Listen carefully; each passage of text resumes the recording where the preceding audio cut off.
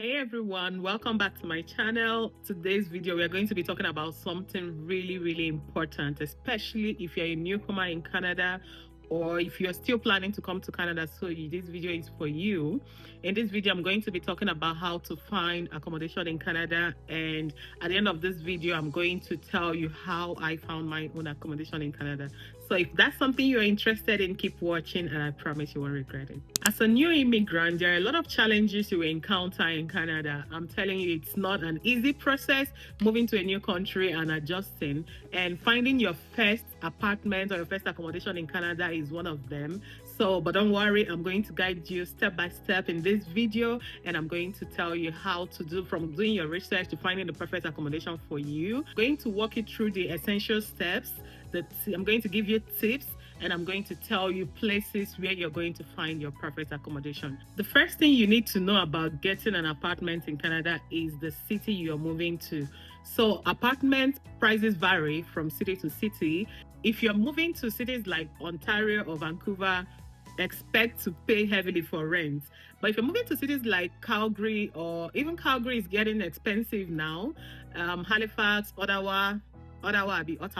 So whatever city you're moving to will determine how much you'll be paying averagely as rent. So essentially, the first step is to do your research, know what city you're moving to, know how much you're willing to pay as rent, know whatever job you're coming with or how much you have to spend for rent. Okay, that is very important, because you cannot move to cities like Ontario, Toronto, and you start complaining that rent is expensive. No, you should, if you're moving to Canada for the first time, you should consider all those things before choosing the city you're moving to.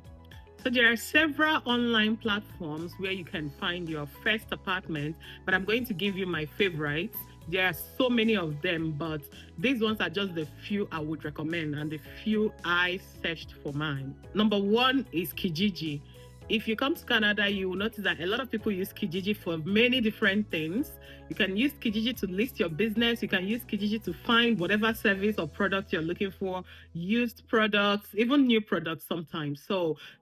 Finding an apartment is one of the things you can use Kijiji for. So you just go on Kijiji and search up apartments. You can select the city you want to, select the city you're going to, select your postal code if you know that, or you just type in the city and then search for apartment. I think there is an option for you to put in the minimum and maximum rent you're willing to pay, and you're going to see a lot of options. So you can contact the landlord and you can follow up from there. The second place is Facebook Marketplace. Guys, in Nigeria we don't use Facebook Marketplace a lot, but here you will find almost anything on Facebook Marketplace.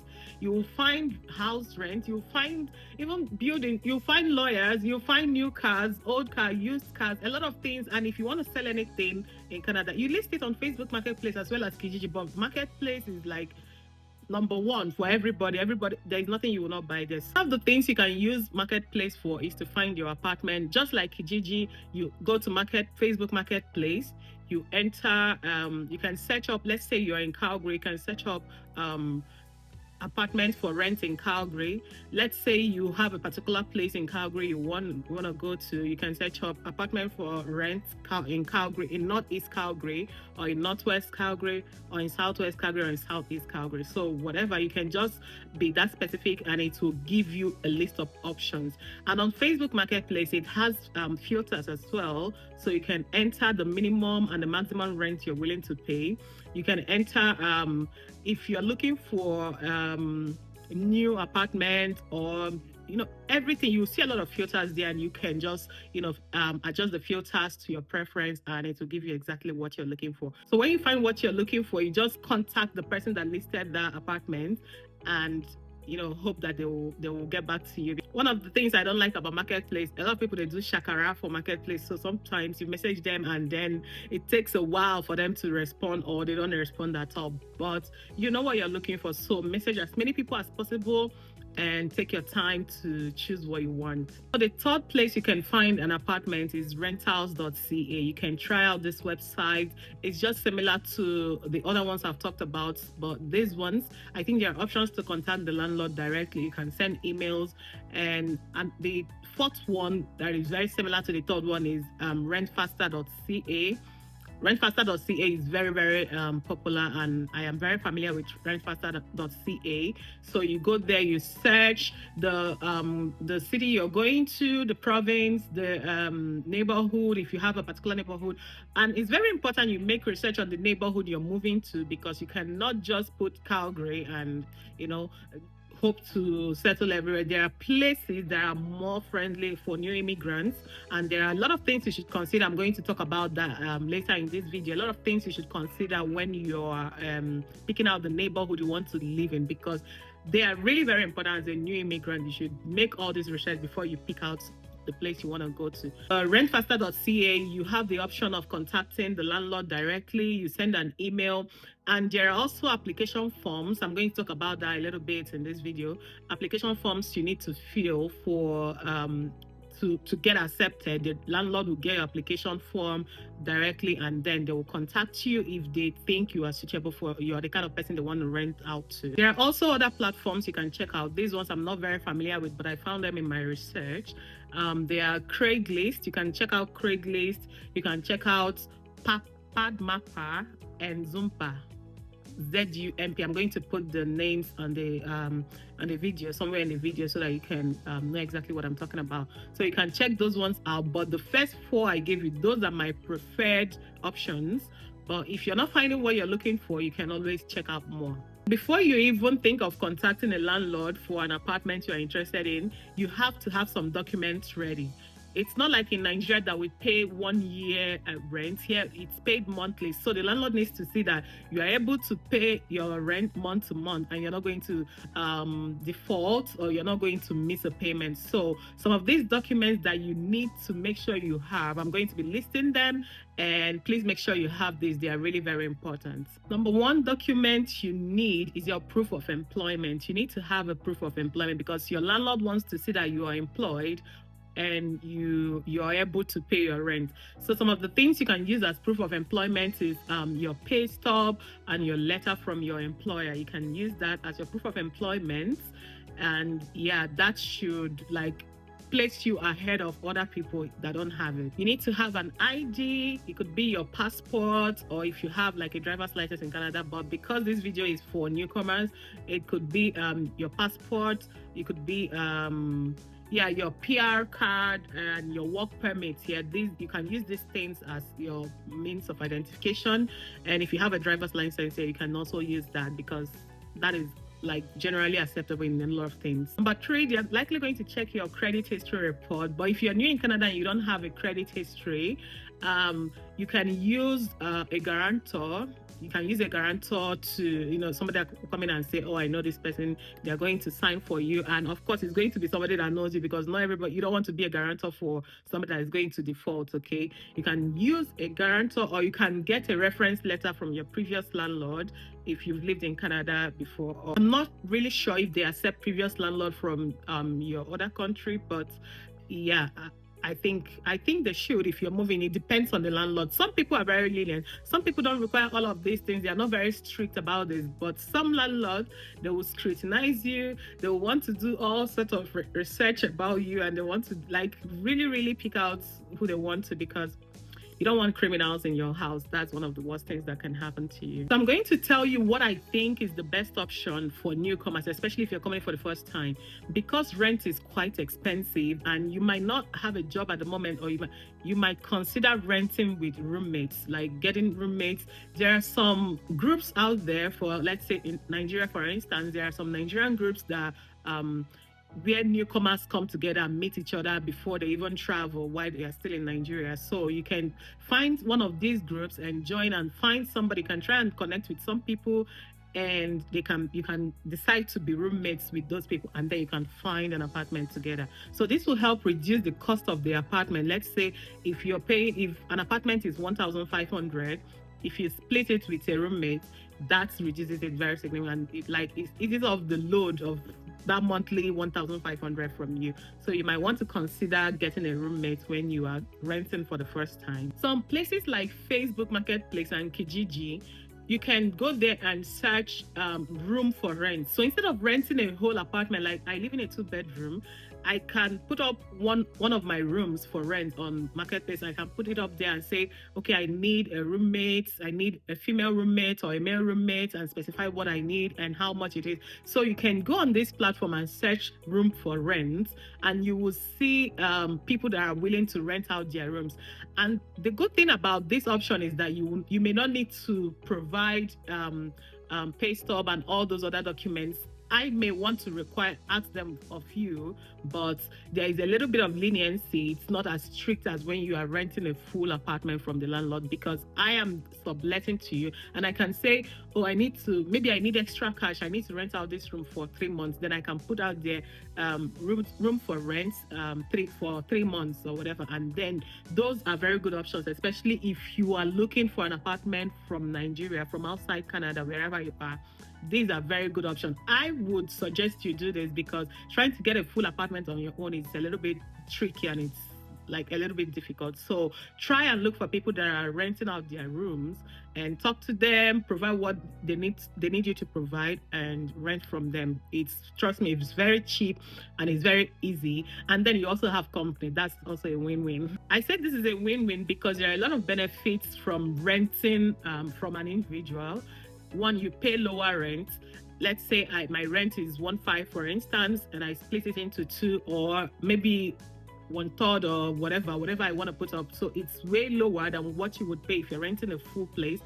And then shared utilities, you also get to split utility bills, and you also potentially make a new friend, because coming to this country is crazy. You don't know especially if you don't know anybody. So renting a room from somebody, that could be a way to make friends, and then you become friends with your friends, and like it makes life a lot easier. Apart from Facebook Marketplace and Kijiji, there is also another website you can find roommates, and one of those websites is Roomstar.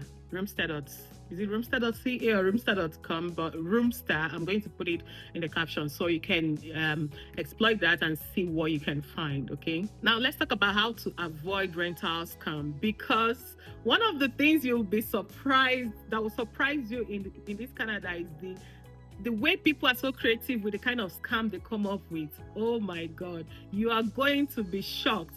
So one of the kind of scams that go on here is also rental scam. So you have to be really very careful. So I'm going to tell you how to avoid rental scam, because you don't want to lose your money to anybody, or you don't want anybody to scam you. So be very, very careful. Whatever you do in Canada, the amount of scam here, let's leave Nigerian scam for now. So some of the red flags to avoid when you are trying to find an apartment to avoid being scammed is deals that are too good to be true. I know we like a wolf where everybody likes cheap things, we like discounts and all of that. You know, we are looking for ways to save money. Every way possible, we want to save money. So, but when you see a deal that is too good to be true, please run away. Avoid it. Avoid it, please. If a deal seems too good to be true, it's probably a scam. If you are seeing like a very nice apartment, and it's just like when you're buying a car on Facebook Marketplace, you're going to see, maybe you see like a Benz, like latest model of Benz, and they'll put there 3.5, 4,000, 5,000, and you'll be like, wow, this is a good deal. You go and, okay, yes, I'm interested, and then you pay.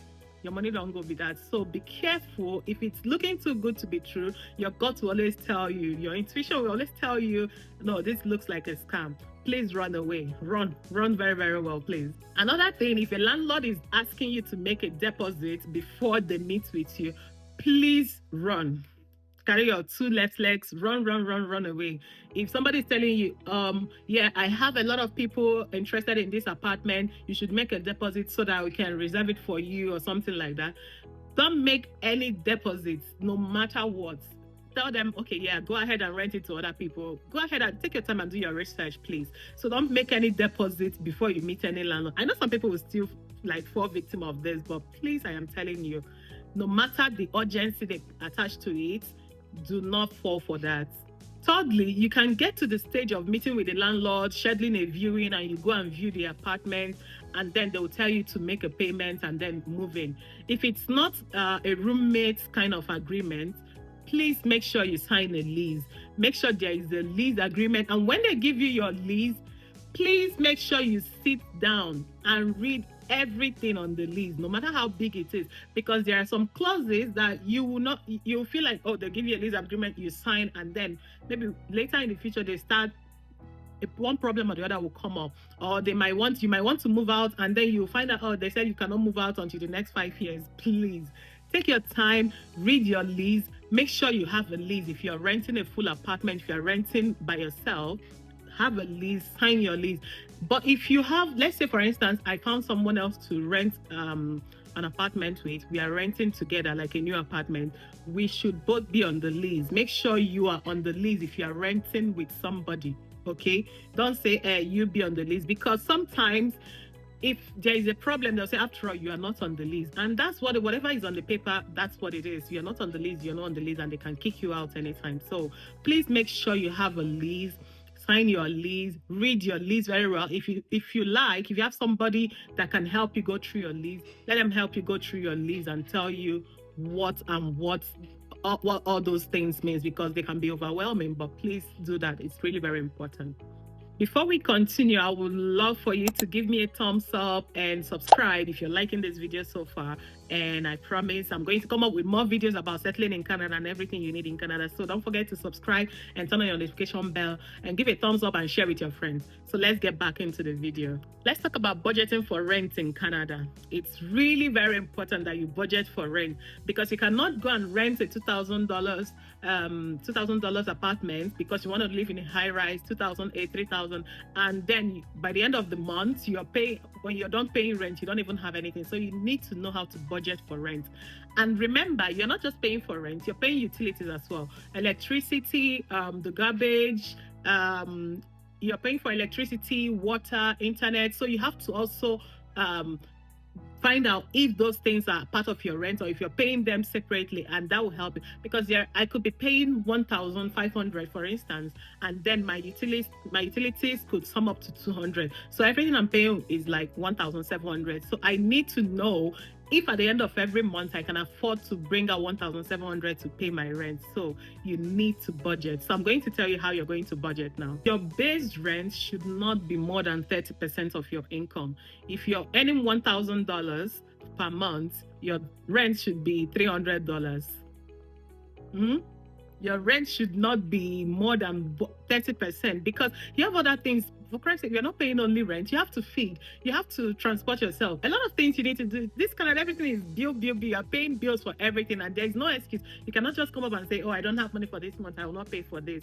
It's going to affect you a lot. So make sure you budget really well for your rent. 30% of your salary is ideal for rent alone. Then for utilities, you can do utilities $50 to $150, or not more than $200 for utilities if it's not part of your rent, because anything more than that is too much. You want to look for another place that offers lesser. And then sometimes you would see some landlords will list utilities as 40, 60. Let's say you're renting a basement, and the top floor will be paying 60% and the basement will be paying 40%. If that works for you, that's okay. I don't like the 40-60 kind of thing, but that's what you will likely find. And some places you also see 70-30. So just shop around and see what's the best deal for you. You don't have to find one and just go for it. Shop around, see what's the best deal for you, and make your decision based on that. Another thing is your internet. Some landlords, they include the internet, utilities and internet, like everything comes together as a full package. But if they don't, you also want to find out if the landlord will be providing you internet, or you have to get your own internet. So when you're going for your home internet, when you're going for your home internet, you want to find the cheapest plan possible. You have to manage and make sure you are paying what will not hurt your pocket. So for your internet, you can do $50 to $80. Anything more than that, I don't know what you're buying again. Then renters insurance too. Some landlord, like I know where I live, I had to get renters insurance, and I pay $42 monthly for my insurance. So there are some cheaper ones too. You could get cheaper ones. There could be more expensive ones too. But it's also important to know that some landlords require renters insurance. It's just for you to have that in mind as well, because it also sums up to what you're going to pay monthly for rent alone. I also want to remind us that all these things we are talking about is monthly basis. So it's not like in Nigeria where we are going to pay 1 year in advance. So if you're paying 1,500 or 1,800, whatever the case may be, you are going to pay that monthly. So please make sure you pick an accommodation that you can afford to pay monthly without it hurting your pocket. Now I'm going to tell you how I was able to get my own apartment before I came here. So when I was trying to move here, I was going to stay with my brother's friend, but for some reason, that arrangement did not work, and it was like 1 week to my travel dates, and I was panicking. I needed a place immediately. So because of the urgency and because I was already panicking, like I know I needed a place to stay because the basic things you need as a newcomer is food and shelter. Then every other thing you can sort it out one by one. So make sure you have those things, food and shelter. So I was somehow introduced to somebody that lived in a place. It's a basement, 3 bedroom basement, and one of the rooms was empty. So we contacted him, and he helped me talk to the landlord, and that's how I was able to pay the rent. Also, I forgot to mention this. Please pardon me. You remember when you're paying your first rent, you most likely pay the first rent and the security deposit. The security deposit is sometimes the same amount as your first rent. So let's say your first rent is you're renting a place, and for the first time you're going to be paying a total of 1,500. Your security deposit is likely going to be 1,500. So you should budget like 2 times what you're paying for your first payment. So what that security deposit means is that if I am moving out here, for instance, and I damage whatever, if this place is not in the same condition I met it, the landlord will withhold my security deposit. Will use that for their repairs and everything. But if I live here and at the end of the day I move out and everything is, I can collect my security deposits back. Also, check your lease agreement because there is also terms on which those security deposits will be returned to you or not. Let's say if you don't notify your landlord on time or something like that, you could lose your security deposit, and that's a lot of money. You don't want to lose that. So read your lease agreement, know how many months notice your landlord requires, and work according to that. Back to my story. So when the man helped me talk to the landlord, and the landlord said the rent of that place was that room was renting for $450. So I paid the $450, and of course you have to pay the security deposit. And yeah, when I got here, I rented that place. It was a nice place. It's just I'm going to talk in another video. I'm going to tell you about living with roommates because, of course, there are disadvantages, but we're going to talk about that in another video. So I was able to rent that, and I stayed there for I think 7 months, 6 or 7 months, and I was there. But that really helped me because the rent was really very cheap. I was able to save up money. I was able to gather money, and I was not paying heavily for rent. And everything, utilities was included in the 450. So it was like a really good deal. But it was an old house, of course. You cannot get a nice place like this for that amount. Even if I'm renting 1 bedroom here, of course, it's not going to be the amount. So it depends on. But as a first timer, I think you should be able to, just take whatever you can find, and when you come here you can also shop around and find a better accommodation, or you can choose to go rent an Airbnb, but that would be like very expensive. Airbnbs are very expensive, and when you're paying daily, so find a really cheap apartment or a really cheap room. I will even say a room, except you're coming with your family. Find a really cheap room, stay there, and if you can find a month-to-month payment, like you don't need a 1 year lease. Like where I lived, we only paid month to month, so I could move out anytime I wanted. I don't need to stay there like a whole year because it's a room I was renting out. So that made it very very easy for me. And when I needed to move, I told my landlord. I gave my landlord 1 month notice, and then I moved, and it really helped me. So please do that. Use common sense. Know what works for you. And it's very, very exciting when you're coming to a new country. Be like, oh, I see people living in those high-rise buildings, and then you want that kind of life. Trust me, it takes a while to get there. And when you get there, you'll find out that it's actually nothing. They are really very beautiful. I would love to live in a high-rise building, but for now, I think I love my place, and yeah, there is nothing so special about that. So there you have it. Finding an apartment in Canada as a new immigrant can be quite challenging, But with the right guidance and the right tips, like what I've shared with you in this video, it is definitely doable. So if you found this video helpful, don't forget to give it a thumbs up and don't forget to leave me a comment. Like, you can share more tips on apartment hunting in Canada if you will. And don't forget to hit the subscribe button and turn on your notification for more tips on life in Canada as a newcomer. And don't forget to share with your friends. And I'll see you guys in another video. Thank you for joining me and see you in another video. Bye.